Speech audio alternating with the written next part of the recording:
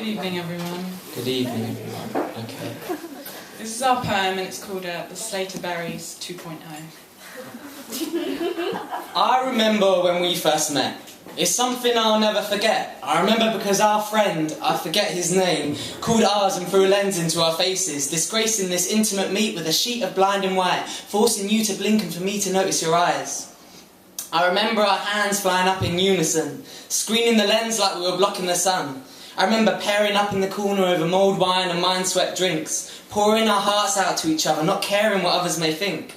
I got us some ice and you the lime, and together we forged our physical timeline. I remember thinking I wanted to picture you through my own eyes, and not through digital lies embedding the 2D image on my mind. I remember when you used to hold my hand and say, I will never let this techno-sickness infect you and I, wreck what we have. I'll flow messages to you in old bottles of shampoo, and we'll steal these imaginary kids of ours, each one already kitted out in the threads we wove through our pillow talk, far from the TV and safe on a country walk where Facebook, they say, always fears to tread. I remember at once agreeing that Facebook was a book of faces our children would never have a place in. I remember ads for a TV licence flooding our imaginary mailbox, and you looking to me at a loss. Handfuls of junk mail clutched in your grasp. We'd use them to fuel our fires and have that heat our baths. These messages that I'd float to you were mist bubbles of greens and blues, filled with proposals and little engagement clues. When we were young and so full of love and dreams, money seemed the least important thing to make. And so they all said to us, printing wedding invitations is a costly affair, and mass email would mean much more people could come. Our friends had asked, how else would we plan on reaching everyone? And then it made me laugh to think of the declaration of our eternal love being sent to the spam folder, nestling unhappily between an advert for Wonga.com and a plea from a lonely Russian single mum. You broke the silence with something funny, which is what you did best, so you said to me, what if they all decide to turn up to our lovely summer wedding as e-guests? Pews upon pews of Skype calls, each webcam topped off with a wedding hat, and at the entrance to the church the usher wouldn't ask you bride or groom, he'd ask you PC or Mac.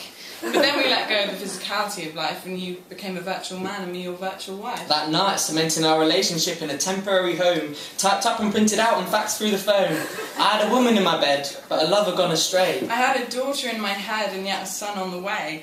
Those were the darkest days when I envied the Stonehenge of my sister's womb. I hated how healthy we were. It might have been SARS or just a new type of flu that made your eyes go runny. Either way, we knew within minutes if a man in Timbuktu happened to sneeze a bit funny. We had apocalypse apps for every disaster, and who knew Edgware Road was such a sex offender hotspot? Who'd have guessed that AIDS could be trackable now? And singling out every sufferer is the next best thing to a cure, don't you think? So that was well spent money. But still the routine goes on, and fucking is like a factory line. You apologise if you accidentally walk in on me naked and then go back to perusing full frontal online. But pixelation only leads to sexual frustration. It just pushes us underground, underneath, where man merges with machine, where for nothing more than a tenner you can plug in, switch on and pitch into the new human nature, the American lucid dream. You always said the pen was mightier than the sword, but it's never come close to a match for the keyboard. And now our children run around with their virtual friends, driving their virtual mums round a metaphorical bend. They tweet shots of us doing household chores, mocking our lifestyles as their retweets soar.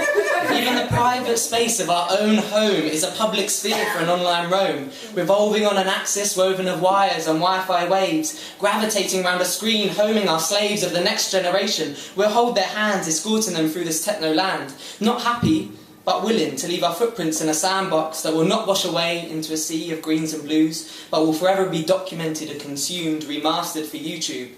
We were so anti that excelling techno race. We took to creating a petition to help forward our case, yet for convenience sake we caved to make a petition online that could be emailed to mates.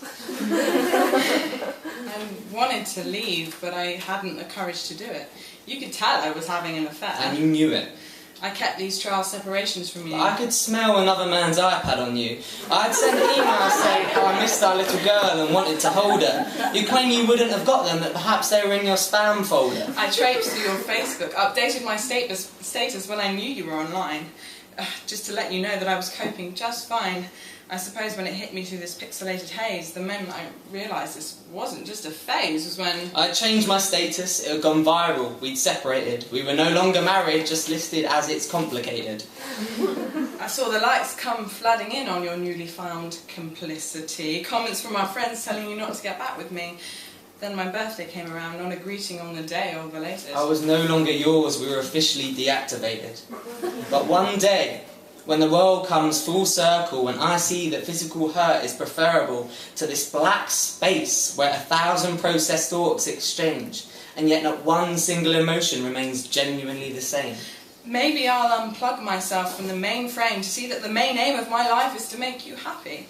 But I still perceive this world to be one that we can't leave, and that standing together is all that we have to defend us from subscribing to every virtualization of life to which Facebook recommends us. So I take you to be my lawfully wedded wife. To have and to hold from this day forward. For better, for worse, for poorer, for richer.